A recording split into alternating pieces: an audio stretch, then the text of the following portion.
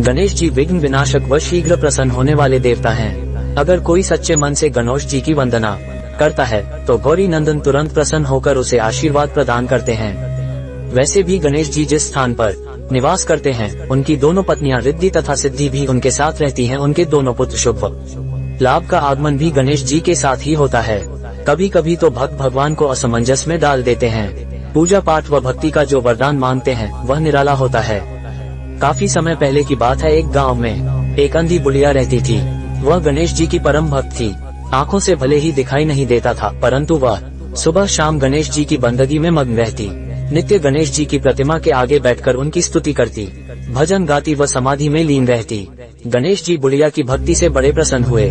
उन्होंने सोचा, ये बुढ़िया नित्य हमारा स्मरण करती है परंतु बदले में कभी कुछ नहीं मांगती, भक्ति का फल तो उसे मिलना ही चाहिए। ऐसा सोचकर गणेश जी एक दिन बुढ़िया के सम्मुख प्रकट हुए तथा बोले, माई तुम हमारी सच्ची भक्त हो, जिस श्रद्धा व विश्वास से हमारा स्मरण करती हो हम उससे प्रसन्न हैं। अतः तुम जो वरदान चाहो हमसे मांग सकती हो। बुढ़िया बोली, प्रभु मैं तो आपकी भक्ति प्रेम भाव से करती हूँ, मांगने का तो मैंने कभी सोचा ही नहीं, अतः मुझे कुछ नहीं चाहिए।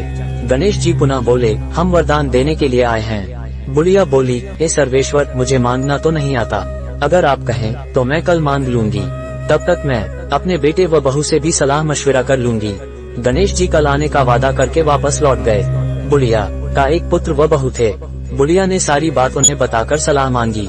बेटा बोला, माँ तुम गणेश जी से ढेर सारा पैसा मांग लो, हमारी गरीबी दूर हो जाएगी, सब सुख चैन से रहेंगे। बुढ़िया की बहू बोली, नहीं, आप एक सुंदर पोते का वरदान मांगे, वंश को आगे बढ़ाने वाला भी तो चाहिए। बुढ़िया बेटे और बहू की बातें सुनकर असमंजस में पड़ गई। उसने सोचा, ये दोनों तो अपने अपने मतलब की बातें कर रहे हैं। बुढ़िया ने पड़ोसियों से सलाह लेने का मन बनाया।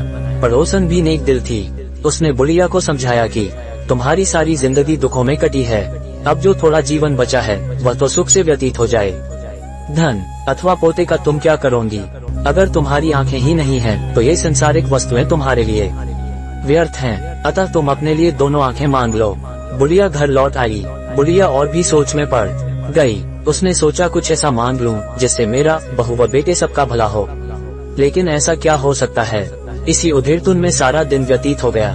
बुढ़िया कभी कुछ मांगने का मन बनाती तो कभी कुछ, परंतु कुछ भी निर्धारित न कर सकी।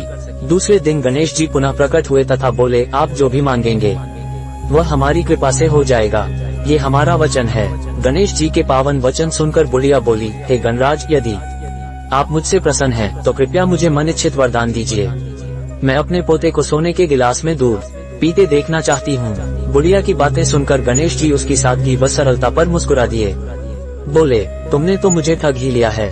मैंने तुम्हें एक वरदान मांगने के लिए बोला था, परंतु तुमने तो एक वरदान में ही सब कुछ मांग लिया।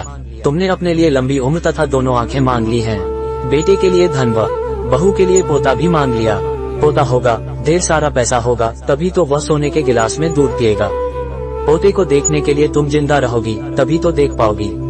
अब देखने के लिए दो आंखें भी देनी ही पड़ेंगी। फिर भी वह बोले, जो तुमने मांगा वे सब सत्य होगा। यूं कहकर गणेश जी अंतर्ध्यान हो गए। कुछ समय पाकर गणेश जी की कृपा से बुढ़िया के घर पोता हुआ। बेटे का कारोबार चल निकला तथा बुढ़िया की आंखों की रोशनी वापस लौट आई। बुढ़िया अपने परिवार सहित सुखपूर्वक जीवन व्यतीत करने लगी। गणेश जी विघ्न विनाशक व शीघ्र प्रसन्न होने वाले देवता हैं। अगर कोई सच्चे मन से गणेश जी की वंदना करता है तो गौरी नंदन तुरंत प्रसन्न होकर उसे आशीर्वाद प्रदान करते हैं। वैसे भी गणेश जी जिस स्थान पर निवास करते हैं उनकी दोनों पत्नियां रिद्धि तथा सिद्धि भी उनके साथ रहती हैं। उनके दोनों पुत्र शुभ लाभ का आगमन भी गणेश जी के साथ ही होता है। कभी कभी तो भक्त भगवान को असमंजस में डाल देते हैं। पूजा पाठ व भक्ति का जो वरदान मांगते हैं वह निराला होता है। काफी समय पहले की बात है, एक गांव में एक अंधी बुढ़िया रहती थी। वह गणेश जी की परम भक्त थी। आंखों से भले ही दिखाई नहीं देता था, परंतु वह सुबह शाम गणेश जी की बंदगी में मग्न रहती। नित्य गणेश जी की प्रतिमा के आगे बैठकर उनकी स्तुति करती, भजन गाती व समाधि में लीन रहती। गणेश जी बुढ़िया की भक्ति से बड़े प्रसन्न हुए। उन्होंने सोचा, ये बुढ़िया नित्य हमारा स्मरण करती है परंतु बदले में कभी कुछ नहीं मांगती, भक्ति का फल तो उसे मिलना ही चाहिए। ऐसा सोचकर गणेश जी एक दिन बुढ़िया के सम्मुख प्रकट हुए तथा बोले, माई तुम हमारी सच्ची भक्त हो, जिस श्रद्धा व विश्वास से हमारा स्मरण करती हो हम उससे प्रसन्न हैं। अतः तुम जो वरदान चाहो हमसे मांग सकती हो।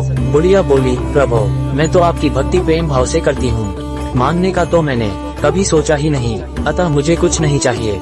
गणेश जी पुनः बोले, हम वरदान देने के लिए आए हैं। बुढ़िया बोली, हे सर्वेश्वर मुझे मांगना तो नहीं आता,